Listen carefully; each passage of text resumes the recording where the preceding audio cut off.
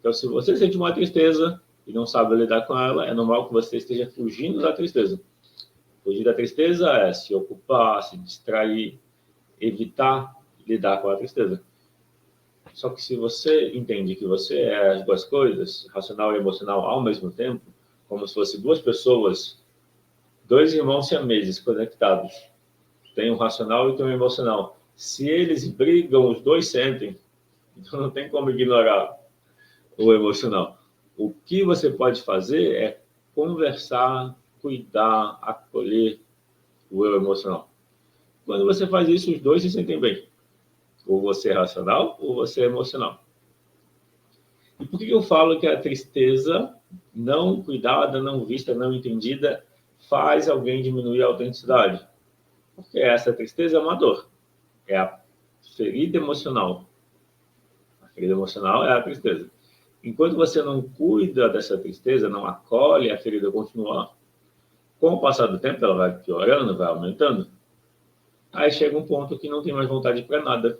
É o desânimo profundo, é a falta de sentido. E aí dá um nome para isso de depressão. Entende o caminho? Então, primeiro era uma tristeza que falava, cuida de mim. E aí você foi ignorando. Essa tristeza vai aumentando. Outros acontecimentos surgem ao longo da vida. Até que chega um ponto que a tristeza está tão grande que você não sente mais nada. É um buraco no peito, é um vazio, é uma falta de sentido. Pronto.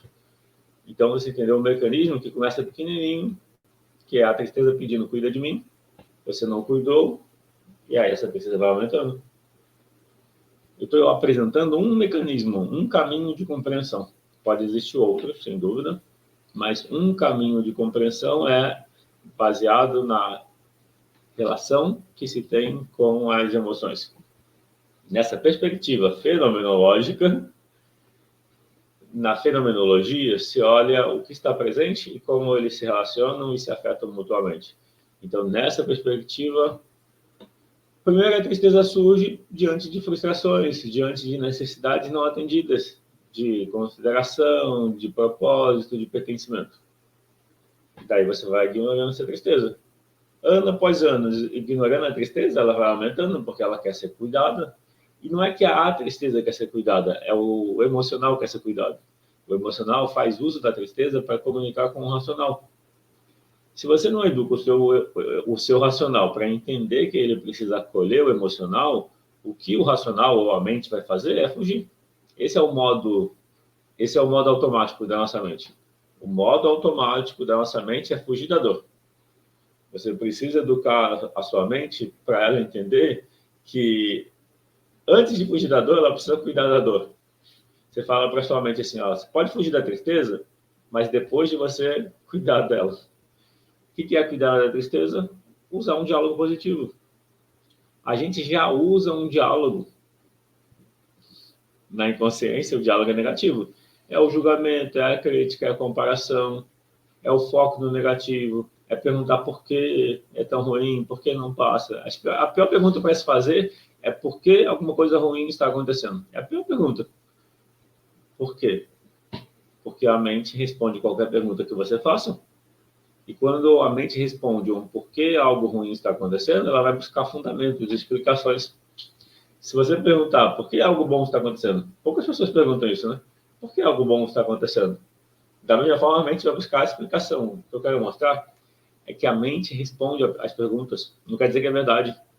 Quer dizer que é uma explicação, é uma história. Não quer dizer que é a maior verdade. É quase como se fosse a mente conta várias histórias. E aí, qual que é a mais verdadeira? A que incomoda mais? A que incomoda menos? Resumo do que eu trouxe até aqui.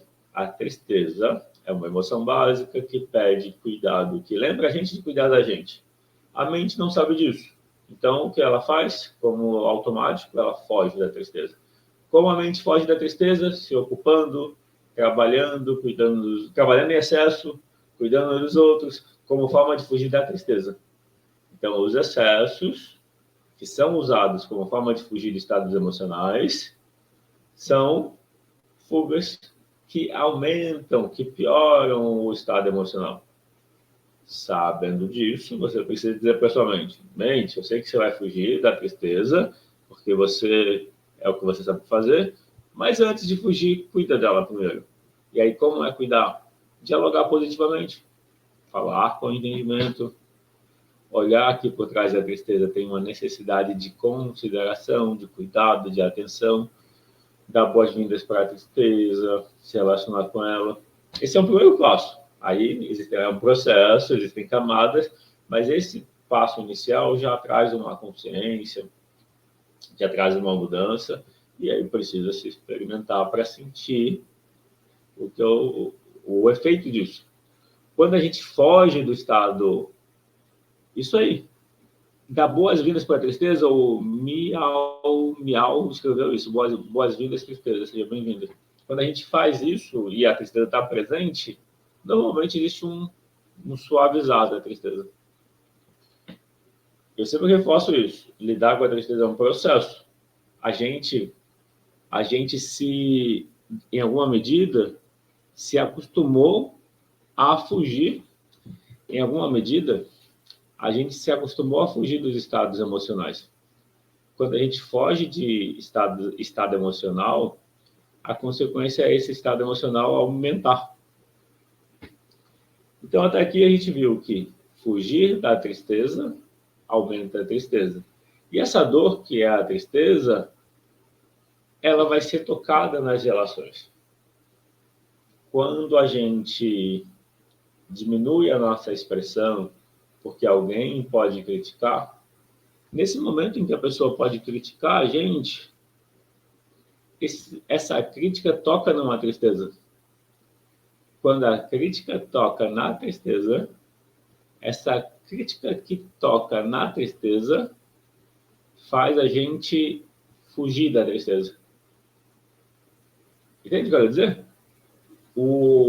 A gente diminui a autenticidade, a gente diminui a nossa expressão para que não toquem na nossa tristeza. Quando eu controlo o meu comportamento, exemplo, não vou falar mais o que eu penso. Quando eu falo o que eu penso, as pessoas se incomodam. Falar o que você pensa e falar o que você sente é ser automático. Melhor, é ser autêntico. Falar o que pensa e falar o que sente é sobre expressar a autenticidade. E aí você faz isso, alguém se ofende, daí você pensa, não vou falar mais do que eu penso. Não vou falar mais do que eu sinto. Esse não vou falar mais é uma tentativa de controlar a emoção. É uma tentativa de controlar um comportamento. Se esse falar o que sente, se esse falar o que pensa é colocado de uma forma ofensiva, faz sentido você pensar em ajustar. Agora, quando o ajuste é baseado no controle dos outros, lembra que os outros querem controlar. A Elaine escreveu, falar o que penso já me causou problemas. Então, as relações vão sempre trazer, é como se existe um jogo de poder nas relações. Acontece esse jogo de poder. A personalidade, o ego, ele quer ter controle. E aí tem várias formas de querer ter controle. Os caminhos para querer ter controle são os mais diversos. Quando você tenta controlar o que você sente, você diminui a sua autenticidade. As pessoas tentam controlar os outros, porque é o que eu falei. Tentar controlar é uma tentativa de não sentir o que está sentindo. Tentar controlar é uma tentativa de não sentir a tristeza que já se está sentindo. Então, quando surge a tristeza, eu tento controlar ela. Agora, imagina que todo mundo faz isso e faz no automático. Daí as pessoas, na tentativa delas de controlar a tristeza, elas também querem controlar os outros.